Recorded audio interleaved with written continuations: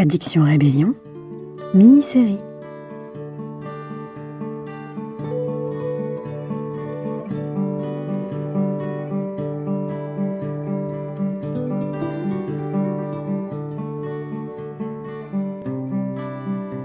Garde à l'esprit que la seule façon sûre de ne jamais devenir accro à quelque chose, c'est de ne pas commencer, et que la seule façon sûre de ne jamais replonger, c'est de ne pas recommencer. Cette phrase, nous l'expliquons toujours un peu plus. Salut à toi, c'est Sophie. Aujourd'hui, c'est lundi. Bienvenue dans Addiction Rébellion, un podcast pour tout connaître des addictions, pour t'en libérer et pour les dépasser. Ce podcast est un partage citoyen, un retour d'expérience sur un vécu assez dense, et il ne se substitue en aucun cas à une prise en charge médicale. Aujourd'hui, c'est le dernier volet d'une mini-série de 5 épisodes sur le grignotage compulsif. Si tu tombes sur cet épisode un peu par hasard, sache que les 4 premiers épisodes abordent des thématiques importantes à comprendre. Ils sont complémentaires et s'enchaînent de façon logique. Alors il vaut mieux commencer par l'épisode numéro 1. Je te mets le lien sous l'audio. Dans l'épisode d'aujourd'hui, je t'emmène au cœur du problème, en profondeur, et même un peu en dessous, pour voir que ce trouble recouvre souvent un autre trouble, l'insécurité chronique. Et puis je vais te parler des stratégies dont tu disposes pour aider ton corps à ne pas se sentir dans un état d'insécurité. Parce que ressentir un état d'insécurité, c'est un grand risque de péter les plombs. Si tu as écouté les autres épisodes, tu as bien compris quelles sont les denrées qui sont les plus dopaminergiques. Tu as bien compris, comme disent les outre-mangeurs anonymes, que c'est la première bouchée qui ouvre la porte aux compulsions. Et tu as sans doute compris que l'abstinence va porter sur cette première bouchée. Mais la période de sevrage risque de déclencher des moments de craving. La période de sevrage et les débuts de l'abstinence, c'est une période de vie un peu stressante. Alors pour éviter de te précipiter dans un nouveau grignotage, qui va ouvrir la porte aux compulsions, c'est important de comprendre quel est exactement le fond du problème, ce qui se joue, et quelles tactiques mettre en place pour éviter de rechuter.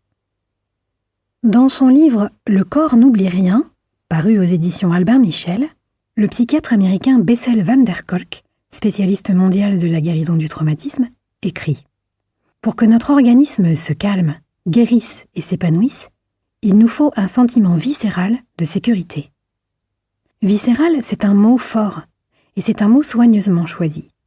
Les viscères, ce sont nos organes internes, notre cœur, nos poumons et notre appareil digestif. Pour que ton système nerveux fonctionne calmement, il faut que ton corps organique, avant même ta conscience, se sente profondément en sécurité. Or, si tu as vécu des traumatismes ou des stress répétés dans ton passé ou dans ton quotidien, ton corps peut s'être mis à fonctionner en mode d'alarme, en mode danger, comme s'il fallait rester préparé à fuir ou à combattre. Ou bien comme si, faute de solution, tu te figeais, comme on se fige parfois devant un danger. Il peut arriver que ton système nerveux ne réussisse pas à revenir au calme et à la sécurité, même des années après un stress brutal ou chronique, quand ce stress a été trop fort ou que tu ne disposais pas de solution pour fuir, combattre ou résoudre le problème. C'est souvent le cas dans les traumatismes de l'enfance. Dans ces cas-là, ton organisme peut rester comme bloqué dans une sensation d'alerte prolongée. Tu ne t'en rends pas forcément compte quand ça devient ton fonctionnement chronique, parce que tu vis avec depuis longtemps. C'est ton mode de fonctionnement habituel, et tu peux avoir l'impression d'être tranquille. Mais tu es quotidiennement en mode survie. Tu es tout le temps vigilant aux autres et à ton environnement. Rien ne t'échappe. Tu captes tout autour de toi, les micro-gestes, les micro-expressions du visage. Tu peux aussi avoir des tensions musculaires.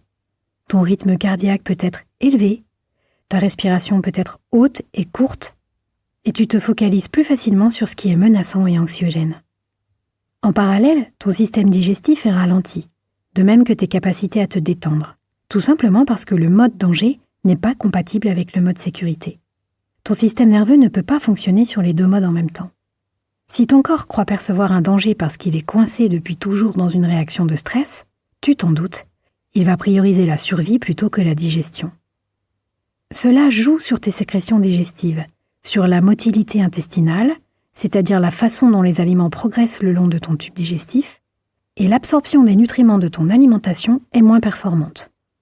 Quand ton système nerveux fonctionne en mode danger, ton corps déclenche des réflexes de stockage, pour prévoir au cas où, car il continue de sentir le monde comme un endroit imprévisible et insécurisant.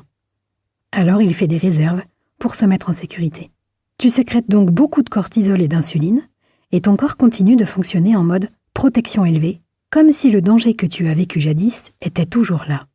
Chez toi, l'addiction au grignotage compulsif s'est peut-être installée sur un contexte d'alerte. Le fait de manger en trop grande quantité, ou des denrées très caloriques, on l'a vu, élève tes sécrétions de dopamine, et ton corps inquiet a mémorisé profondément, et sans doute depuis longtemps, que manger modifie ton état intérieur. À chaque fois que la pression monte, soit parce que la vie se fait exigeante, soit parce que tu as un début de craving déclenché par ton dernier grignotage, ton cerveau te motive à grignoter, parce qu'il a appris que c'est une solution rapide pour modifier ton stress interne. Tu intègres inconsciemment que manger baisse le stress, quand en réalité cela t'en détourne. Ça déclenche de la dopamine, qui te fait croire que c'est bien ça qu'il faut faire, et ça occupe temporairement ton mental. Manger apparaît donc comme une solution rapide. Tu sais désormais qu'elle est illusoire puisqu'elle ne solutionne rien du tout, et qu'au contraire, elle crée beaucoup de stress, puisque ton corps va devoir faire quelque chose de toutes ces mauvaises calories qui l'usent sur du long terme. Il va donc falloir que tu calmes ton système nerveux, que tu le sortes du mode d'alerte, que tu l'amènes à fonctionner en mode serein, que tu lui permettes d'apprendre profondément le message « Je suis en sécurité maintenant ». Et cela pas seulement dans ta tête ou intellectuellement, mais vraiment au niveau de ton corps organique. Pour cela, il va falloir travailler au niveau des sensations dans ton corps et au niveau de ton système nerveux. Et tu comprends certainement que cette profonde modification de fonctionnement nerveux ne va pas advenir en 3 jours. Mais rassure-toi, pas à pas, les choses vont avancer. D'abord, le fait de couper le sucre et les denrées transformées super dopaminergiques va énormément soulager ton corps. Le sucre et les denrées dopaminergiques provoquent énormément d'inflammation, et cette inflammation est un stress réel pour ton organisme. Quand l'inflammation s'arrête, tu te détends de ouf. Et cette amélioration, tu vas la ressentir rapidement. Pour mémoire, quand je me suis sevrée du sucre et des denrées addictogènes, en moins de 1 semaine, je me sentais mieux. Et en moins de 3 semaines, j'étais pleine d'énergie. Pour modifier ton fonctionnement nerveux, ça va prendre plus de temps. Il y a de nombreuses méthodes qui peuvent t'aider. Je vais t'en citer quelques-unes et je te conseille de laisser ton instinct te guider vers celle qui te parle le plus. Une de mes techniques préférées s'appelle Orienting Response, la réponse orientée. Cette technique consiste à scanner lentement ton environnement autour de toi, à l'aide de tes 5 sens et avec le soutien du langage, pour aider ton cerveau à remarquer que l'environnement est sécure, là, maintenant tout de suite. Cette technique est simple et très accessible. Répétée régulièrement, à très petite dose, elle permet progressivement de diminuer l'hypervigilance et de réintroduire de la sécurité concrète. Elle est très utile en cas de stress ou de craving. Elle est agréable, non contraignante et à la portée de tous. Je guiderai peut-être une séance pour compléter cette mini-série. Dis-moi en commentaire si ça t'intéresse. Tu peux aussi essayer de te diriger vers le Somatic Experiencing, qui propose un vrai travail sur le corps, avec et par le corps, qui permet de le réhabiliter dans l'amitié et la sécurité, via de nombreuses techniques ludiques et variées. Le Somatic Experiencing est un travail lent et studieux, qui se pratique de préférence avec une personne formée. Mais pour une raison qui m'échappe, la France en compte extrêmement peu.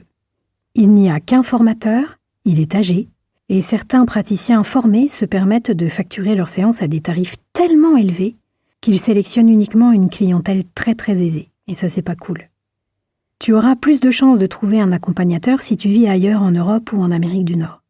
Toutefois, Peter Levine, le créateur du Somatic Experiencing, a pensé cette méthode en voulant que la personne puisse s'en servir de façon autonome et instinctive, avec ses propres ressources. Alors à défaut d'un accompagnateur qualifié et ou abordable pour ta bourse, tu peux aussi faire des exercices de somatique par toi-même, en t'aidant du matériel que tu peux trouver sur le net ou des livres que tu peux lire. Le Somatic Experiencing travaille directement avec le système nerveux et permet de décharger le stress qui s'est bloqué dans le corps, sans violence, dans un cadre tourné vers la validation, l'accueil et le respect. Le Somatic Experiencing peut te permettre de modifier ton tonus de base, de retrouver par exemple un rythme cardiaque moins rapide et d'améliorer toutes les grandes fonctions qui passent au second plan en cas de danger, comme la détente, la digestion et la récupération. Encore une fois, je préfère te l'annoncer, ça prend du temps, mais ça fonctionne. Pour ma part, j'ai toujours eu un rythme cardiaque très élevé. Je croyais que chez moi c'était naturel.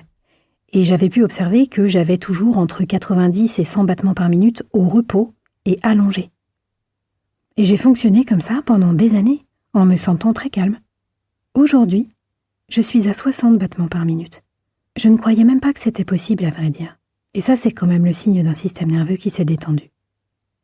Alors d'autres techniques peuvent t'aider, à condition d'être pratiquées régulièrement. L'EFT, l'autocontact et l'autoconsolation sont des techniques validées et reconnues qui donnent des résultats prometteurs et particulièrement adaptés à la rééducation d'un système nerveux en état d'alerte chronique. Je te mets quelques liens sous l'audio. L'acupuncture, l'ostéopathie, l'auriculothérapie, la médecine chinoise traditionnelle et le massage shiatsu peuvent t'aider à relaxer ton système nerveux si tu y as régulièrement recours. Pendant toute ta période de sevrage, ça peut être très soutenant.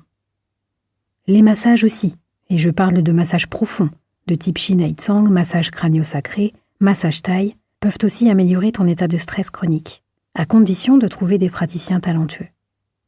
Bien sûr, un enveloppement bien-être dans un spa ou un institut de beauté fait du bien aussi, mais il faut bien reconnaître une durabilité et une efficacité plus nettes avec un vrai massage thaï.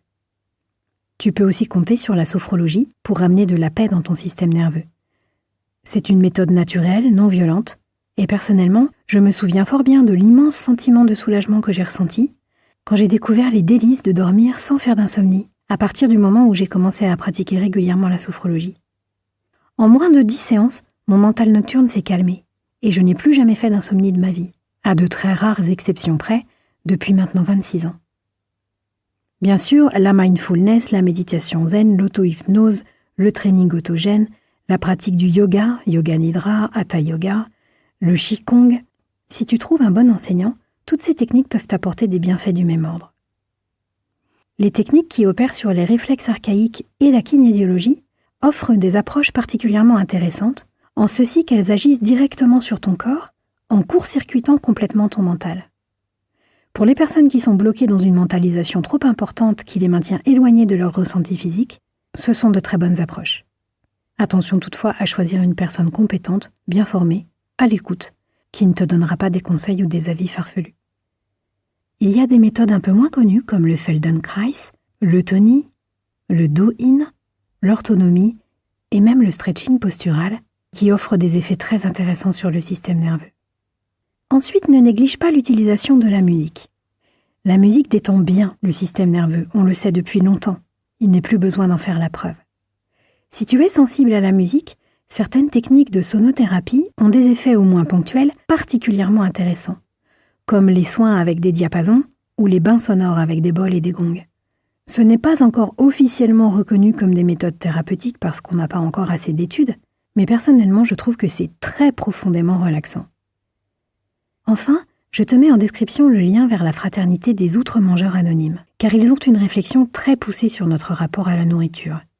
Et ton système nerveux peut se sentir grandement sécurisé, d'être accueilli avec un respect et un non-jugement absolu, dans un groupe de personnes qui te comprennent et se soutiennent. De toute façon, quelles que soient les méthodes que tu as envie de tester, elles sont toutes complémentaires. Le secret réside moins dans les méthodes de ton choix que dans la régularité du suivi et des exercices. Parce que ton système nerveux ne va pas réformer son mode de fonctionnement avec des phrases et des idées, ni grâce à 1 ou 2 séances ponctuelles. Mais ce travail est important et je te conseille de t'y investir, parce que ta volonté de fonctionner en mode détente et sécurité ne suffira pas.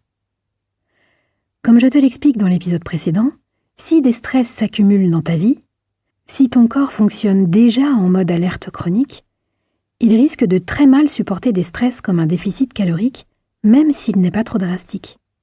Donc même si tu choisis de t'alimenter plus sainement, avec des aliments non dopaminergiques, même si tu décides de respecter tes besoins caloriques métaboliques et de ne plus te surcharger, même si ces 2 décisions vont grandement soulager et libérer ta vie en général, tu peux connaître des rechutes ou des glissades décourageantes si tu ne réapprends pas à ton corps à se sentir assez en sécurité pour ne pas stocker la moindre miette ou pour ne pas te harceler par des cravings de denrées ultra-dopaminergiques. Personnellement, et sans surprise, j'ai bien sûr perdu beaucoup de poids en modifiant mon alimentation. Depuis 3 ans, je me sens énergique, je me sens dynamique, je suis d'humeur positive, stable, et mon corps ne souffre plus de douleur. Mon rapport à la nourriture s'est modifié, mon sommeil, mes capacités de récupération, mon mental est beaucoup plus calme, et c'est d'autant plus remarquable que je dois gérer un certain nombre de facteurs stressants. Et pourtant, il suffit qu'à mon quotidien stressant s'ajoutent 1 ou 2 éléments insécurisants que je n'ai pas vu venir. Imaginons par exemple une conjonction de contrariétés, ma vieille voiture qui fait des bruits bizarres, un rhume qui débarque, une décision politique menaçante décidée contre la volonté démocratique, ou alors en ce moment je mange un peu moins parce que je travaille beaucoup, ou cette semaine-là je me couche tard 2 nuits de suite parce que je danse le tango jusqu'à 2h du matin. Il fait très froid en ce moment et comme je chauffe peu mon appart, j'ai du mal à me réchauffer. Il suffit qu'un certain nombre d'événements stressants s'accumulent pour que l'insécurité dépasse celle que je supporte déjà quotidiennement. Et le premier réflexe de mon organisme, c'est de me proposer des envies de grignoter. Je vois bien que dans ces moments-là, ma ration alimentaire, aussi saine soit-elle, augmente significativement. Mon corps cherche à faire des réserves. Et il y parvient un peu, parce que c'est un fonctionnement de recherche de sécurité. Alors dans ces moments-là, je veille à ne surtout pas être en déficit calorique, pour ne pas accroître le stress. Je fais attention à avoir assez chaud, et j'ai des techniques corporelles à ma disposition, pour aider mon système nerveux à se réguler sans grignotage. Finalement, il est de ma responsabilité de ne pas en demander trop à mon système nerveux, et de prendre soin de lui avec toute la douceur dont je suis capable. En appliquant cette façon de prendre soin de moi, tout se passe très bien. J'en profite pour te donner mon truc à moi, qui m'aide et qui découle du somatic experiencing. Cette petite technique consiste à passer pendant 2 ou 3 minutes en mode ralenti. Pendant 2 ou 3 minutes, je marche et je bouge tout doucement, le plus lentement possible, comme dans un film au ralenti, en focalisant mon attention sur 1000 détails internes et sensoriels. Je regarde autour de moi le plus lentement possible, et j'essaye si possible de regarder au loin. Parce qu'instinctivement, quand ton corps voit plus loin, c'est-à-dire qu'il peut voir arriver les dangers de loin, il se sent instinctivement plus en sécurité que quand son champ de vision est plus rétréci. Alors fais cette expérience. Quand tu ne te sens pas bien, trouve un horizon et regarde loin. J'ai même une petite technique similaire qui découle un peu de ça et que j'applique quand je suis en train d'écrire. Sur une feuille à part, je me mets à former des mots et des lettres le plus lentement possible. C'est d'ailleurs étrange à quel point ça modifie l'écriture. Mais en tout cas, ça ramène du calme. Bref, je ralentis pendant quelques minutes et c'est super aidant. En outre, avec le temps, je te conseille de travailler des techniques qui vont t'apprendre progressivement à rester avec la pensée « manger ». Au début, c'est plus facile d'intervenir avant que la pensée ne prenne de la place et qu'elle devienne opérante. C'est plus facile d'intervenir tout de suite. Mais peu à peu, quand tu auras développé un autre rapport à la nourriture, tu vas pouvoir, par de micro-expositions, laisser passer cette pensée dans ton mental et apprendre à la regarder comme une simple pensée, sans la laisser devenir agissante. C'est ça l'abstinence installée. C'est la capacité acquise d'expérimenter que tu peux survivre à cette pensée ou à cette sensation sans manger. Tu vas pouvoir peu à peu, non pas supprimer l'inconfort, mais le laisser exister, sans chercher à le résoudre immédiatement. Ces pensées peuvent passer sans avoir de pouvoir, sans être agissantes ou activantes. Peu à peu, elles disparaîtront naturellement, parce que l'exposition sans réponse permet le désapprentissage de l'ancien cercle vicieux. Tu réussiras à rester avec l'envie, sans agir, jusqu'à ce que ton cerveau apprenne que ce n'est plus nécessaire de réagir.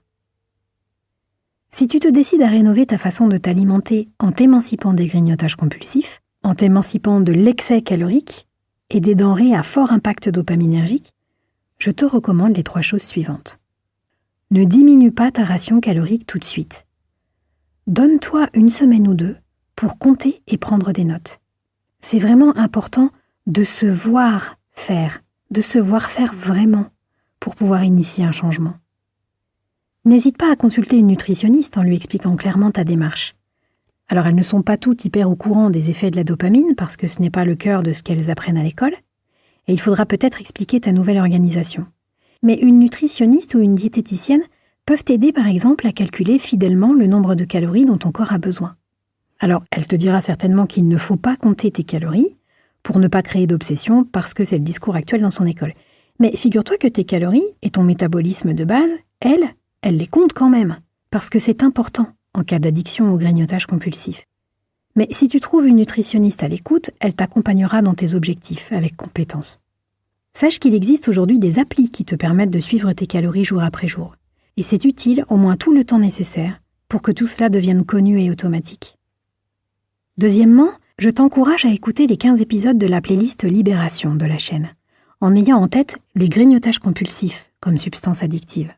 Tu verras, ces 15 épisodes te permettront de prendre conscience d'un certain nombre de paramètres dont personne ne parle jamais et qu'il est important d'avoir compris avant de se lancer dans un sevrage, pour ne pas en compromettre la réussite. Enfin, je te conseille vivement de commencer une activité physique, qu'elle soit douce, sportive ou artistique. Que tu préfères la douceur ou la tonicité, je t'invite à mettre 5% d'activité non sédentaire dans ta vie. Ça va tout changer. L'activité physique modifie profondément ton énergie, ton humeur, ta digestion, ton sommeil, tout en fait. Tu sais pourquoi ? Parce que tu es un Homo sapiens. Tu es génétiquement prévu pour bouger. Tu portes en toi l'héritage de 300 000 ans de gènes. Tu es un animal qui marche, qui grimpe, qui saute, qui nage, qui court, qui danse, qui joue. Tu es fait pour l'activité. Quoique nos vies surmentalisées nous coupent de cette part de notre humanité, bouger rend heureux.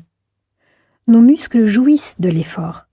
Notre corps vibre d'une joie sans parole, une joie faite de pulsations, de circulation, d'excitation, d'élan, de chaleur, de fourmillement, d'enthousiasme. Notre corps est joyeux de bouger, comme un jeune chien quand tu lui lances une balle sur la plage. Nous sommes tous faits pour ça.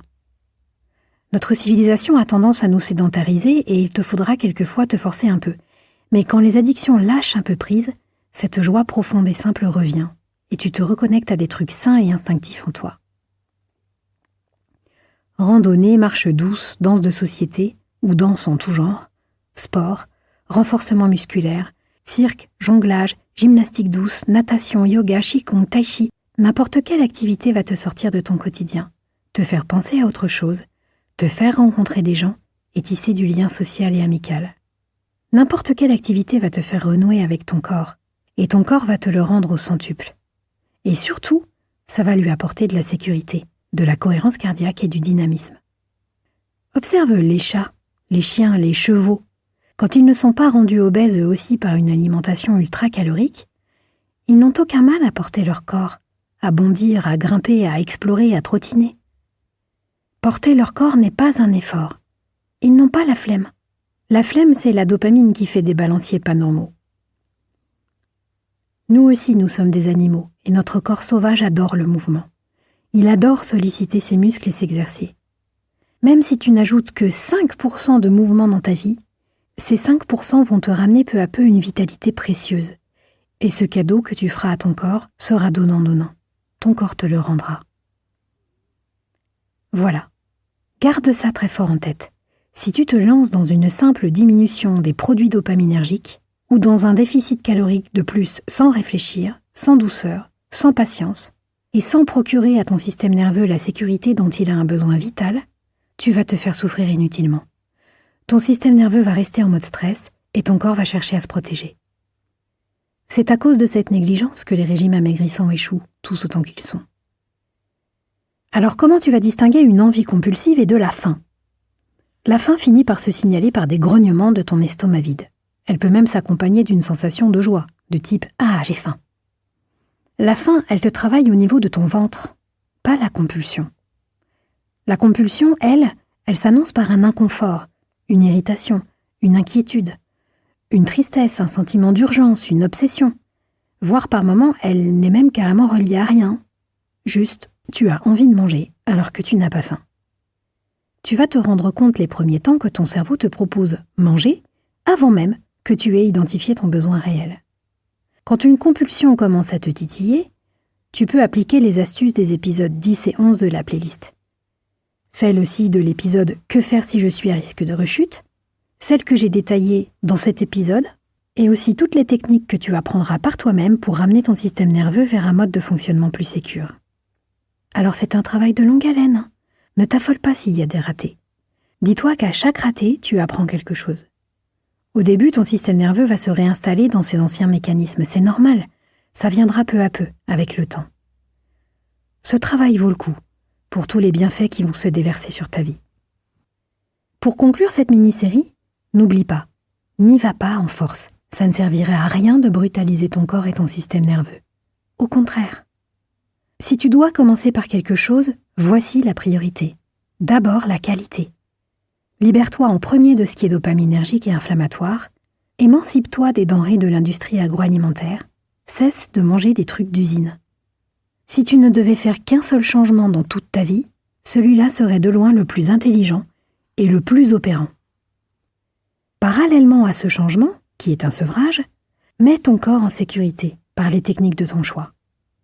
Enfin, quand tout ça sera stable, que la sérénité et la joie seront revenues, tu t'occuperas doucement, à petits pas, de réguler tes apports caloriques, si ça ne s'est pas fait tout seul, et ne force rien dans les phases de stress. Voilà, cher toi, garde ça en tête. L'attraction que tu ressens pour telle ou telle denrée grasse, sucrée, salée, transformée, pleine d'additifs, vient d'un apprentissage de ton cerveau qui a repéré quelque chose d'extrêmement rentable, d'excessivement calorique et d'anormalement dopaminergique. Ton cerveau a été braqué, il s'est fait pirater, et le cercle vicieux, qui se renforce à chaque nouvelle compulsion, tourne en boucle et ton cerveau n'y peut rien. C'est toi qui vas dénouer la boucle. Tu vas ouvrir ce cercle, l'étaler en une ligne droite et marcher devant toi sans revenir en arrière. C'est comme ça que tu vas sortir de ta roue de hamster. Ce que tu ressentiras de plus pénible finalement, ce sont les ruminations mentales qui peuvent surgir ou s'intensifier. Racine de toutes les addictions ou conséquences des balanciers dopaminergiques, les ruminations mentales sont dopaminergiques. Elles rendent les sevrages difficiles et elles sont addictogènes en elles-mêmes. Comme c'est une question d'une complexité rare, je vais devoir lui consacrer une autre mini-série. Pense à poser toutes les questions qui surviennent sur les difficultés que tu rencontres et j'essaierai de t'éclairer du mieux que je peux. N'oublie pas, quand tu poses une question, je te réponds. Et quand tu écris un commentaire, tu améliores la diffusion du podcast. Pourquoi ?